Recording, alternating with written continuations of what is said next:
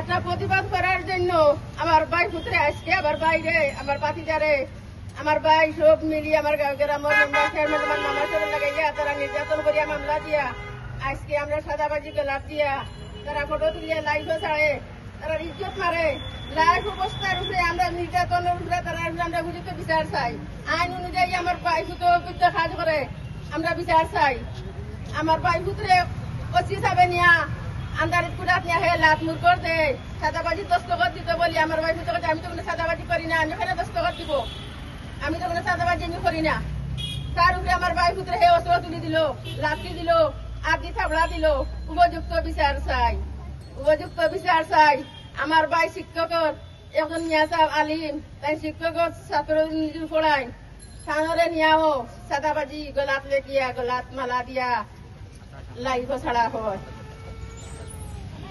উপযুক্ত বিচার চাই এখন আমরা মাথা বেইনে কিছু করে না বাড়ির বেড়ি না শোন গুন্ডা বাইনে গিয়া তারা নির্যাতন করতে চাই বাড়ির বেড়িয়ে দেওয়ার কোনো কুদরত নাই বাচ্চা কাচ্চা লইয়া আমার আম্মার বুড়া মানুষ বৃদ্ধ মানুষ তান থেকে পেশা দে এই নেতা থেকে হুমকি দিবা সেই নেতা থেকে হুমকি দিবা বাড়িতে পেট্রোল মারি জ্বালাই লিটা এই করি লিটা সেই করি লিটা তারা এটা নানান বিভিন্ন জাতের গুন্ডা বাহিনী টেনশন দিয়ে আমার মা এখন বৃদ্ধ মানুষ তান থেকে অসুস্থ ফালাইয়া রাখতে আছে আমার 3টা ভাই গেল ভাই ভূতের বিনিময় আমার ভাই ভূত গেল আমার গ্রামবাসী ভাই বোন গেল ভাই গেল আমার মামা গেল মেম্বার গেল সাংবাদিক দেশবাসী সবার কাছে আমার ছেলের মুক্তি চাই মিথ্যা মামলা থাকি মুক্তি চাই আপনারা বিচার চাই একটা জুলাই যোদ্ধা এখনো জুলাই যোদ্ধার সরকার দেশে থাকা অবস্থাতে একটা গুন্ডা বাহিনী স্টালিন ডিএমপির একটা নেতা এর সাথে গুন্ডা বাহিনী প্রশাসন সংগ্রহ করিয়া এইরকম প্রতিবাদ করার কাঁধে কাঁধ রেখে লড়াই করেছিল। অভ্যুত্থানের ঠিক পরবর্তী সময় থেকে সে পরিবেশ রক্ষার্থে নদী থেকে অবৈধভাবে পাথর ও বালু লুটপাটের বিরুদ্ধে আন্দোলন চালিয়ে যাচ্ছিল। আজ সারা দেশব্যাপী পাথর লুটের বিরুদ্ধে যে আওয়াজ আমরা শুনতে পাই তা এই আজমল হোসেনদের গত 1 বছরের মুভমেন্টের ফসল।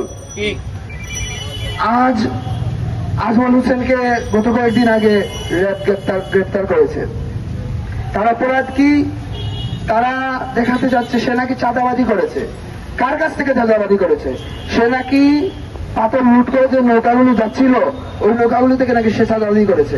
আমাদের এখানে প্রশ্ন, সে যদি চাঁদাবাজি করেও থাকে ওকে গ্রেপ্তার করা হয়েছে, তাহলে যারা পাথর লুট করেছে যে নৌকাগুলো সে আটকে ছিল ওদেরকে কেন গ্রেপ্তার করা হচ্ছে না? কোন অদৃশ্য শক্তির প্রভাবে এই পাথর লুণ্ঠনকারীরা আজও খোলামেলা ঘোরাফেরা করতেছে? আর এই পাথর লুটপাটকারীদের কোন চিজকে চুর হিসেবে দেখার সুযোগ নাই। ওদের কত উপর পর্যন্ত ওদের হাত আছে, প্রশাসনের সাথে ওদের কতটুকু মহরম সম্পর্ক এই আজমল হোসেনের গ্রেপ্তারের মাধ্যমে তা প্রকাশ পেয়েছে। আজ আজমল হোসেনকে শুধু গ্রেপ্তার করেই ওরা ক্ষান্ত হয়নি, ওর উপর যে পরিমাণ পুলিশি নির্যাতন করা হয়েছে, ওকে সিলেট সরকারি উসমানী মেডিকেল কলেজে এডমিট করতে হয়েছে। পুলিশি নির্যাতনের ক্ষেত্রে ওকে বৈদ্যুতিক শক পর্যন্ত দেওয়া হয়েছে।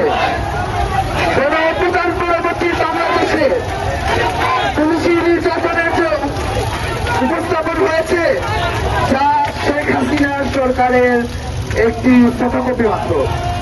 আমরা এই বন্দোবস্তের কথা কোন অভ্যুত্থানের সময় বলি নাই। দ্বাদশ শ্রেণীর ছাত্রী আমার আজমল ভাইকে বৈষম্য বিরোধী ছাত্র আন্দোলনের সদস্য ছিলেন তিনি, আমিও তার সাথে যুক্ত ছিলাম। আমরা একসাথে বিভিন্ন প্রোগ্রাম করছি। তারপর হঠাৎ ভাই আমার আন্দোলন করেছিলেন, নদীয় পরিবেশ বাঁচাও আন্দোলন। তিনি প্রতিবাদ করায় তাকে মিথ্যা মামলা দিয়ে গ্রেপ্তার করা হয়। আমি আইনের কাছে এটাই আবদার করব, আমার ভাইকে মিথ্যা মামলার কেন জড়ালো এবং মুক্তি চাই আমার ভাইকে, এবং আমার ভাইয়ের সাথে যারা ছিলেন তাদেরকে ভাইকে মুক্তি চাই।